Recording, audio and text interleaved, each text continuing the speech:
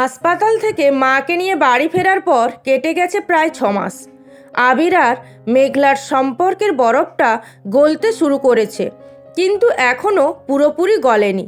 Divorce paper ছিঁড়ে ফেলার পর আবির কথা দিয়েছিল সে পালাবে না, আর সে কথা সে অক্ষরে অক্ষরে পালন করার চেষ্টা করছে।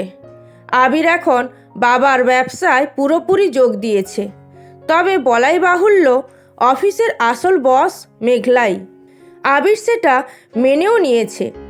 সে অবাক হয়ে দেখে যে মেয়েটা বাড়িতে এত শান্ত লক্ষ্মীটি, অফিসে সে কতটা ক্ষুরধার। মেঘলার বিজনেস স্ট্র্যাটেজি, ক্লায়েন্ট হ্যান্ডেলিং দেখে আবির মুগ্ধ হয়। লন্ডনের MBA ডিগ্রি আবিরের আছে ঠিকই, কিন্তু মেঘলার আছে বাস্তব অভিজ্ঞতা আর সততা। বাড়িতে আবির এখন আর গেস্ট রুমে থাকে না, দোতলায় তাদের বেডরুমে ফিরে এসেছে। তবে সম্পর্কটা এখনও স্বামী স্ত্রী নয়, অনেকটা রুমমেটের মতো। আবির সোফায় শোয়ে, মেঘলা বিছানায়। মাঝরাতে মেঘলার কাশি হলে আবির জল এগিয়ে দেয়, আর আবির ল্যাপটপে কাজ করতে করতে ঘুমিয়ে পড়লে মেঘলা তার গায়ে চাদর জড়িয়ে দেয়। কথা কম হয়, কিন্তু একে অপরের প্রতি যত্নটা বেড়েছে। একদিন সকালে অফিসে যাওয়ার সময় আবির লক্ষ্য করল মেঘলার শাড়ির প্লিটটা ঠিকমতো হচ্ছে না, তাড়াহুড়ো করছে। আবির কোনো কথা না বলে নিচু হয়ে প্লিটটা ঠিক করে দিল। মেঘলা চমকে উঠল। 5 বছরে কোনো পুরুষ তাকে স্পর্শ করেনি। আবিরের হাতের ছোঁয়ায় মেঘলার কান গরম হয়ে গেল। সে দ্রুত সরে গিয়ে বলল, দেরি হয়ে যাচ্ছে, চলুন। আবির মৃদু হাসল। এই ছোট্ট ছোট্ট মুহূর্তগুলোই তাদের কাছে বড় পাওয়া। ঘটনার মোড় নিল বর্ষাকালে। অফিসের কাজে আবির আর মেঘলাকে সিলেটে যেতে হলো একটা রিসোর্ট পরিদর্শনে। ক্লায়েন্ট মিটিং শেষ হতে হতে সন্ধ্যা হয়ে গেল। বাইরে তখন তুমুল ঝড় বৃষ্টি। রিসর্টের ম্যানেজার জানালেন, স্যার, পাহাড়ি রাস্তায় ধস নেমেছে। আজ রাতে আপনারা শহরে ফিরতে পারবেন না, এখানেই থাকতে হবে। সমস্যা হলো, রিসর্টের VIP কটেজ একটাই খালি আছে।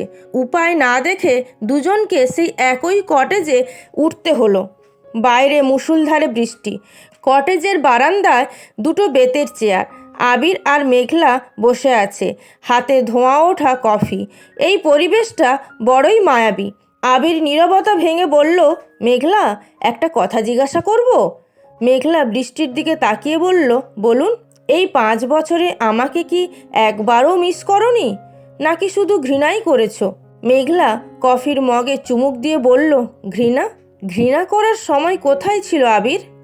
সংসার, বাবা মায়ের অসুস্থতা, অফিসের ঝামেলায় আমি নিঃশ্বাস নেওয়ার সময় পাইনি। তবে সে থামল।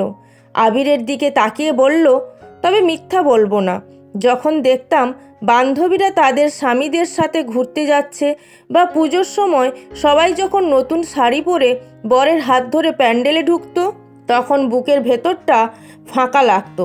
মনে হতো আমার কপালে হয়তো এই সুখটা নেই। মেঘলার কথাগুলো আবিরের বুকে তীরের মতো বিঁধল। সে অজান্তেই মেঘলার হাতটা ধরল। মেঘলা হাতটা সরিয়ে নিল না। আবির বলল, আমাকে ক্ষমা করা কি খুব কঠিন? মেঘলা আবিরের চোখের দিকে তাকিয়ে বলল, ক্ষমা তো কবেই করেছি, কিন্তু বিশ্বাস করাটা কঠিন। ভয় হয়, যদি আবার সকালে উঠে দেখি আপনি নেই, যদি আবার একা হয়ে যায়। আবির শক্ত করে মেঘলার হাত চেপে ধরে বলল, আমি কথা দিচ্ছি, মৃত্যু ছাড়া আর কেউ আমাকে তোমার কাছ থেকে আলাদা করতে পারবে না। সে রাতে আর কোনো কথা হলো না, কিন্তু সেই রাতে কটেজের বিছানায় পাশাপাশি শুয়ে দুজনের মাঝখানের অদৃশ্য দেওয়ালটা যেন অনেকটাই ভেঙে গেল। সিলেট থেকে ফেরার পর আবির আর মেঘলার সম্পর্কটা অনেকটাই সহজ হয়ে গেল। এখন তারা একসাথে হাসে, গল্প করে, মাঝে মাঝে বিকেলের চাটা ছাদে বসে খায়। বাড়ির কাজের লোক থেকে শুরু করে বাবা মা সবাই খুব খুশি। মনে হচ্ছে এতদিনে সংসারটা পূর্ণতা পেল। কিন্তু সুখের আকাশে কালো মেঘ জমতে সময় লাগে না। আবিরের ল্যাপটপটা নষ্ট হয়ে যাওয়ায় সে মেঘলার ল্যাপটপ নিয়ে কাজ করছিল। একদিন মেঘলা অফিস থেকে ফিরে দেখল আবির বাথরুমে, ল্যাপটপটা খোলা।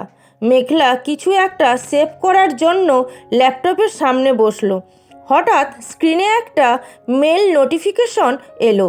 Air license email, subject line লেখা flight confirmation, Dhaka to London, one way ticket. মেঘলার পৃথিবীটা দুলে উঠল।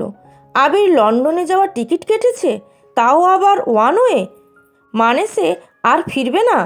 মেঘলার হাত কাঁপতে লাগলো। সে মেইলটা ওপেন করে দেখল আগামী সপ্তাহের টিকিট। আবির তাকে কিচ্ছু বলেনি, তার মানে সেই ভয়টাই সত্যি হলো। আবির কি গত কয়েক মাস ধরে অভিনয় করছিল? তাকে কাছে টেনে নিয়েছিল শুধু তার দুর্বলতা দেখার জন্য? সিলেটে বলা কথাগুলো কি সব মিথ্যে ছিল? মেঘলা ল্যাপটপটা ধপ করে বন্ধ করে দিল। তার চোখ দিয়ে জল পড়ছে না, কিন্তু বুকের ভেতরটা জ্বলে যাচ্ছে।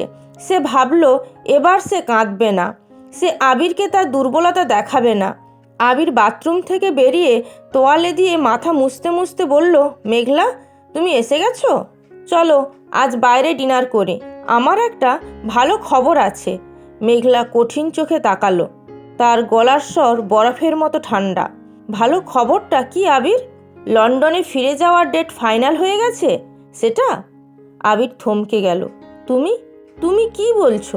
মেঘলা চিৎকার করে উঠল, ন্যাকামি করবেন না, আমি নিজের চোখে দেখলাম আপনার টিকিট। আপনি আগামী সপ্তাহে চলে যাচ্ছেন। কেন করলেন এমন? কেন আমাকে স্বপ্ন দেখালেন?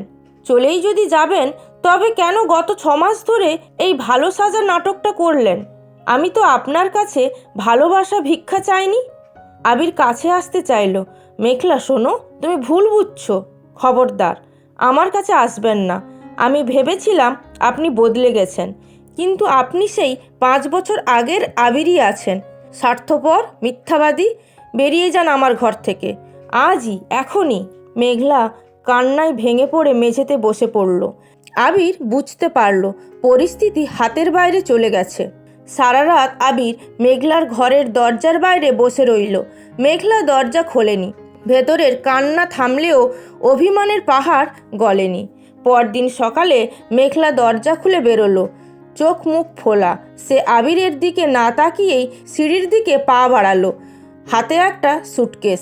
সে ঠিক করেছে সে বাপের বাড়ি চলে যাবে। এই বাড়িতে সে আর থাকবে না। আবির দৌড়ে এসে তার পথ আটকালো। কোথায় যাচ্ছ? সরে দাঁড়ান। আপনার পথ তো ক্লিয়ার করে দিচ্ছি। আপনি লন্ডনে যান, আমেরিকান যান, জাহান্নামে যান, শুধু আমাকে আর জ্বালাবেন না। আবির পকেট থেকে একটা কাগজ বের করলো, সেই এয়ার টিকিটটা। সে মেঘলার চোখের সামনে কাগজটা ধরে বলল, টিকিটটা দেখেছো? ভালো করেছো, কিন্তু টিকিটের সাথে অ্যাটাচ করা মেইলটা কি পড়েছিলে? মেঘলা তাকালো না। আবির জোর করে কাগজটা তার হাতে দিল। পড়ো মেঘলা, প্লিজ একবার পড়ো। মেঘলা অনিচ্ছা সত্ত্বেও কাগজটার দিকে তাকালো। ওটা আবিরের লন্ডনের কোম্পানির কাছে লেখা রেজিগনেশন লেটার, আর টিকিটের নিচে লেখা আছে কার্গো বুকিং। আবির শান্ত গলায় বলল, আমি লন্ডনে যাচ্ছি এটা সত্যি, কিন্তু আমি যাচ্ছি আমার ফ্ল্যাট বিক্রি করতে আর আমার সব জিনিসপত্র, বই, সার্টিফিকেট একেবারে দেশে নিয়ে আসতে।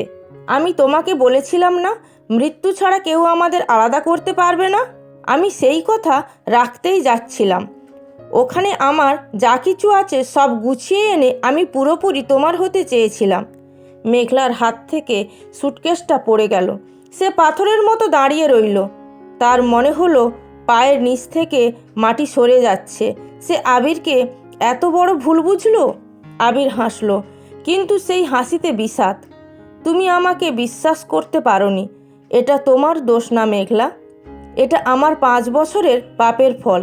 আমি আজই চলে যাচ্ছি। লন্ডন থেকে সব গুছিয়ে ফিরে আসব। তখন যদি মনে হয় এই স্বার্থপরটাকে আরেকবার সুযোগ দেওয়া যায় দিও, আর না দিলে।